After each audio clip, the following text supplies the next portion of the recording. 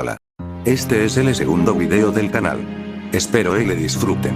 Cierto, nan video ahora y anterior están narrandos con el Loquendo, un programa LPC que permite sintetizar voces. Después nan agregaré un tutorial de cómo maga hacer vídeos con él. Comenzamos. El bosque, Creepypasta nan idioma Chavacano. Érase un día soleado, yo estaba caminando gente caminando, vi a un hombre suyo camisa era verde, me sorprendió nan eso, nan maga me vino una premonición maga bosque al lado de casa. Una noche, fui a bosque a buscar madera para calefacción. Fui y conseguí troncos de madera pequeños. Aunque, ese maga mismo momento, vi un tanque radioactivo que me impactó y de ahí salió uno. Eventualmente, desperté de un sueño cama, sudoroso, pensativo, color puede causar tanto daño.